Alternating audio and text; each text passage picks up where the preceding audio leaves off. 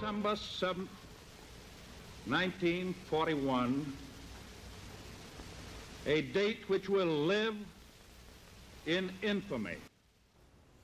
And that was former President Franklin D. Roosevelt addressing the Pearl Harbor attack one day after it happened. And it was on that day the U.S. declared war on Japan and officially entered World War II. Today marks 81 years since that attack. Some 2,400 service members and civilians were killed. About half were on the USS Arizona.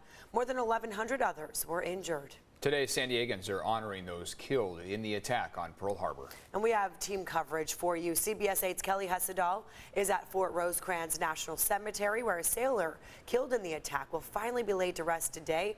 But we're going to start with Dana Marie McNichol. She's live at the USS Midway Museum. A ceremony just wrapped up there, Dana Marie.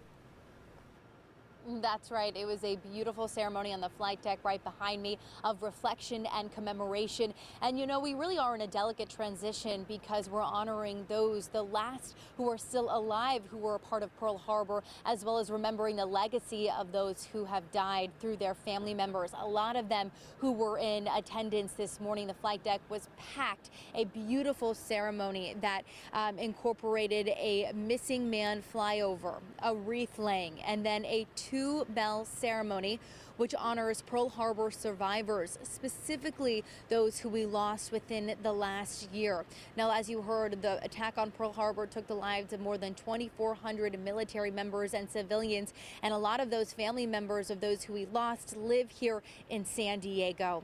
Now, I spoke and met with Bob and Patrick Schenkelberg, who attended this ceremony for the past 15 years. You can see them sitting in the front row. Their father, Clayton, is a Pearl Harbor survivor. They shared with me that he passed away at 103 years old just last year. They told me he was heavily involved with this commemoration every single year, and it was an emotional conversation as they remember what this day meant to their father.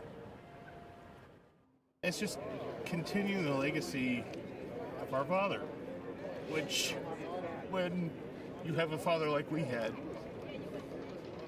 it's just what you do. He was an honorable man in every sense of the word, and that's why we're here.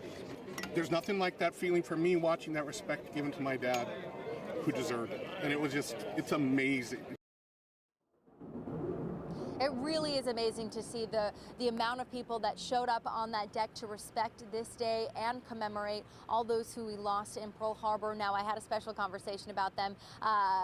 Clayton went on his honor flight at 100 years old. So again, if you haven't been able to attend this ceremony, I highly recommend it. It's free to the public. You also get a free ticket to the Midway afterwards. So why not come and enjoy and speak to the family members, hear the stories of those who participated and we lost in Pearl Harbor. I'm Dana Marie McNichol, coming to you from downtown San Diego. All right, Dana Marie, thank you for bringing that to us. Today, a local sailor killed in the attack on Pearl Harbor will finally be laid to rest 81 years after his death. The remains of Daniel Fletcher Harris, a chief fire controlman, were identified in recent years thanks to DNA technology. His funeral will be held at Fort Rosecrans Cemetery this afternoon. CBS 8's Kelly Hessedal joining us live from Fort Rosecrans with more on how he's going to be honored here. Kelly? That's right. You know, and Sailor Harris was stationed here in San Diego back in 1937. He still has several family members that live in La Jolla, and they will be attending his funeral here today. Now, several family members did share some cell phone video with us as his remains arrived in San Diego for his burial.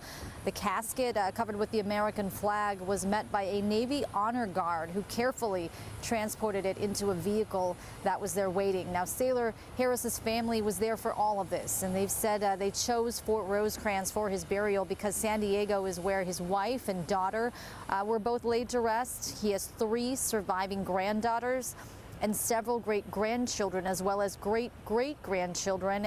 You know, and for them, this day is special. Not only are they able to honor all of the fallen who died at Pearl Harbor, they're finally able to give their grandfather the proper burial he deserves. Now, Harris was assigned to the Oklahoma battleship, which was one of the first ships bombed when Pearl Harbor was attacked back in 1941. His remains were identified 3 years ago as part of the USS Oklahoma project, a project launched in 2015 that identifies sailors' remains. So back out here live, they do have a podium set up out here for the funeral that is set for this afternoon. Harris's family has said they've been honoring him over the years and plan to continue to come out to this cemetery to continue to pay tribute to him. His funeral is set for 1 p.m. this afternoon.